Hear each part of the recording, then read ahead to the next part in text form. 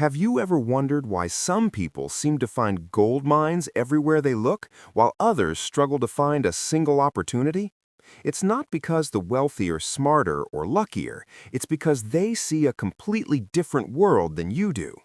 While most people are programmed to see costs and bills, the wealthy are programmed to see flow and problems.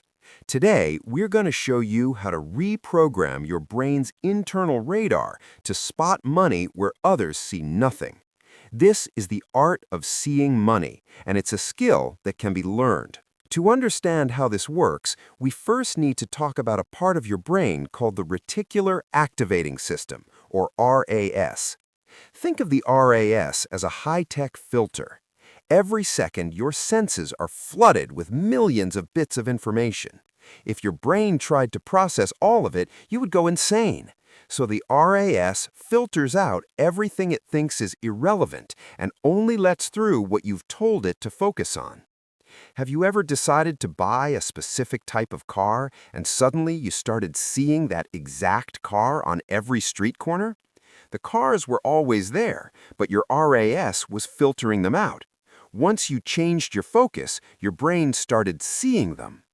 Money works exactly the same way. If you tell your brain that money is scarce or there are no opportunities, your RAS will faithfully filter out every opportunity that crosses your path.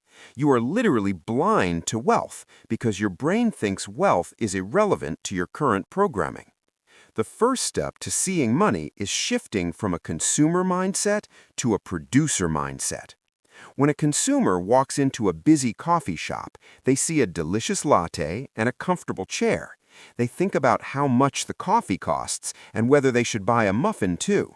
They're looking at the world through the lens of how can I spend my money?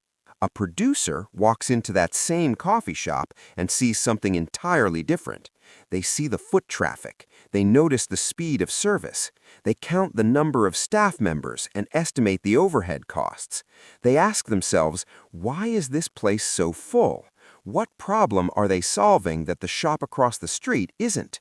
Could this model work in another neighborhood? The producer isn't looking to spend. They are looking at the flow of value. They see a system, not just a product. To start seeing money, you must stop asking, what do I want to buy, and start asking, how is value being created here? The second step is to look for friction. In the world of finance, friction equals opportunity. Friction is anything that makes a process slow, annoying, expensive, or difficult for people.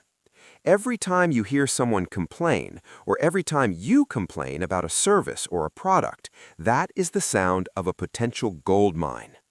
Most people respond to friction by complaining and moving on. The wealthy respond by asking, how much would people pay to have this problem solved? Uber was born because someone was frustrated by the friction of calling a taxi.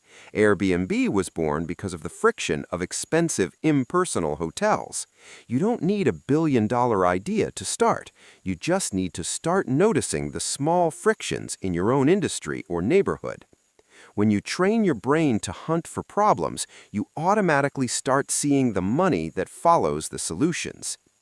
The third step is understanding the flow of capital.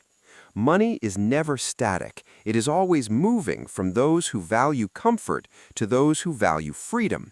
It moves from those who have problems to those who provide solutions. Imagine the world as a series of pipes. In some areas, the pipes are bursting with cash flow, like artificial intelligence, renewable energy, or aging population healthcare. In other areas, the pipes are drying up, like traditional print media or outdated retail models. If you want to see money, you must look at where the pipes are heading. Read the news not to be entertained, but to see where the big players are moving their chips. When a massive company announces they are building a new headquarters in a small town, a consumer sees a headline. A producer sees a future demand for housing, restaurants, and services in that town. They see the money flowing before it even arrives. Finally, you must overcome the expert paradox. We are taught to stay in our lane and only look for opportunities in our specific field of study. But the biggest opportunities often happen at the intersection of two different industries. A software engineer who understands real estate sees opportunities that a traditional realtor would never imagine. A chef who understands logistics sees a way to revolutionize food delivery. Your unique combination of skills is the lens that allows you to see money in ways no one else can. Programming your brain to see money isn't about magic or manifesting.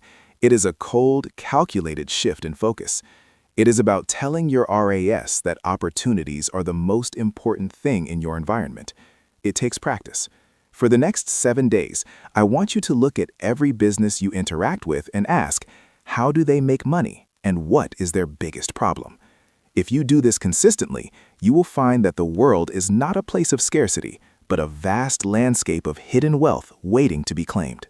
If you found this helpful, subscribe to join us. Our goal here is simple: to take the complex world of money and break it down into clear, visual concepts that anyone can master. I'll see you in the next one.